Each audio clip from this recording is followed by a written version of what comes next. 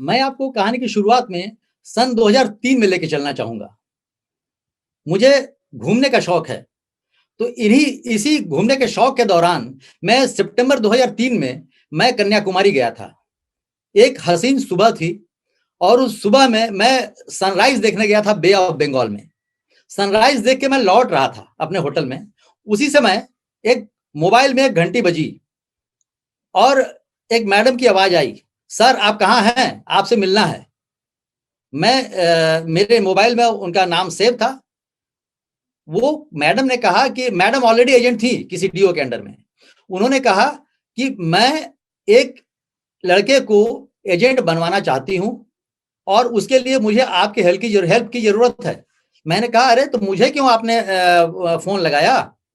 आप अपने डीओ को ही फ़ोन लगा लिए होते। कहा कि नहीं सर, मैं जिस लड़के को देना चाहती हूँ आपको, वो आप ही सँभाल सकते हैं, मुझे मालूम है। तो इसीलिए मैं चाहता हूँ कि वो आप ही उसको एजेंसी दें। मैंने तुरंत अपने असिस्टेंट को फ़ोन लगाया कि भई आज एक लड़का जाएगा, उसको पैसा जमा करके पूरा रजिस्ट्रेशन करवा देना। तो मैं घूमते-घामते वो मेरा असिस्टेंट उसको वो सब रजिस्ट्रेशन वगैरह करवा दिया। उसके बाद जब मैं घूमते-घामते 10 दिन बाद बनारस पहुँचा, तो वो ट्रेनिंग में मिला, लड़के को ट्रेनिंग में बैठा दिया गया था। मैं जब पहले दिन लड़के से मिला, तो मुझे लगा ही नहीं कि वो काम कर पाएगा। मैं आपको बता दूँ कि उस वक़्त वो इतना परेशान लग रहा था, साइकिल से आया था ऑफ़िस में और पहले दिन जब मैं उससे मिला, तो वो इतना परेशान लग रहा था, मुझे लग रहा था कि वो काम ही नहीं कर पाएगा।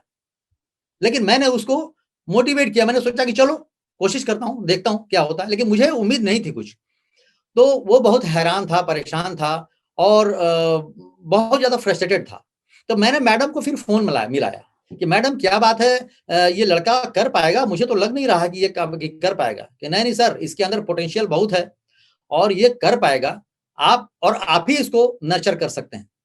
तो मैंने कहा कि ठीक है। तो मैंने उससे बात करना शुरू किया।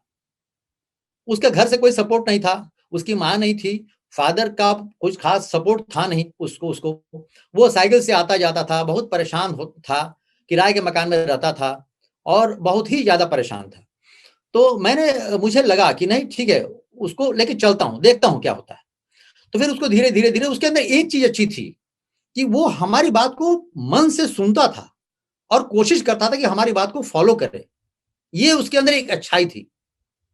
तो इस अच्छाई को मुझे लगा कि चलो उसको मैं सपोर्ट करता हूँ।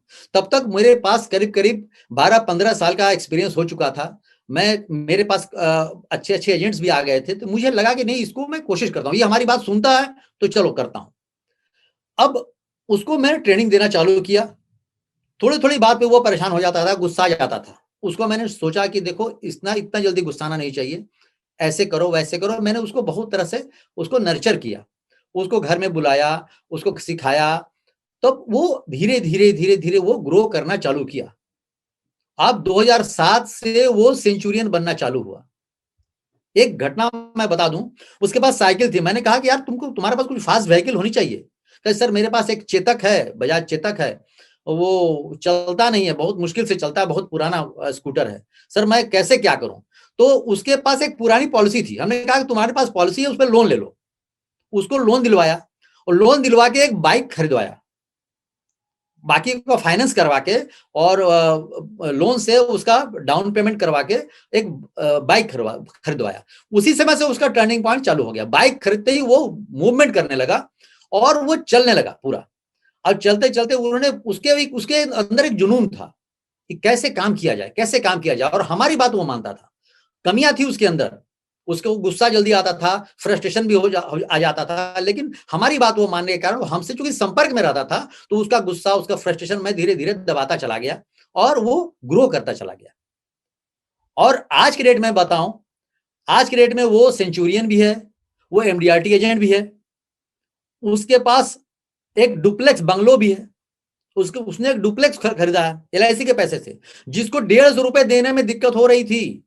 जब वो आया था और ₹150 भी शायद किसी से मांग के लाया था वो मैडम ने बताया था। आज की डेट में उसका एक डुप्लेक्स है, जहां वो रहता है शानदार। उसके एक बनारस के पॉश एरिया में उसका एयर कंडीशन ऑफिस है, जो कभी वो सोच ही नहीं सकता था, कभी दिमाग में ही उसका नहीं आया था कि ऐसा भी हो सकता है। उसके 5-5 स्टाफ हैं उसके पास और शानदार ढंग से ऑफिस रन करता है। आज उसके हर सपने पूरे होने को हैं और खैर कभी कोई आदमी सेटिस्फाइड हो जाता है तो वहीं से वो उसकी डेथ चालू हो जाती है, लेकिन वो सेटिस्फाइड नहीं है। वो बहुत जल्दी सीओटी भी करने वाला है और टीओटी भी करने वाला है, क्योंकि उसको बड़ा बोलने की आदत हो चुकी है। जब भी वो बोलता है बड़ा बोलता है। तो ये एक स्टोरी थी। इतने कम समय में बहुत डिटेल में नहीं बता सकता, लेकिन इतना मैं बता सकता हूं कि वो सच में जीरो से हीरो तक का सफर ये था उसका। और आज वो फुल्ली सेटिस्फाइड है और जिस काम में मजा ना आए उस काम में रिजल्ट नहीं आती, लेकिन उसको मजा आने लगा है इसलिए उसका रिजल्ट भी आ रहा है। और मैंने कोशिश किया है कि उसको इस तरह से ग्रो करूं और मुझे खुशी है कि मेरी हर बात को वो मानता है, छोटे भाई की तरह। मेरा एजेंट नहीं है, वो छोटा भाई है। तो छोटे भाई की तरह वो काम करता है और हर चीज हमसे पूछ के करता है और जहां भी कोई परेशानी हो वो हमसे पूछता है और मैं उम्मीद करता हूं, मैं शुभकामना देता हूं उसको कि वो और ग्रो करे। तो ये था जीरो से हीरो तक का सफर।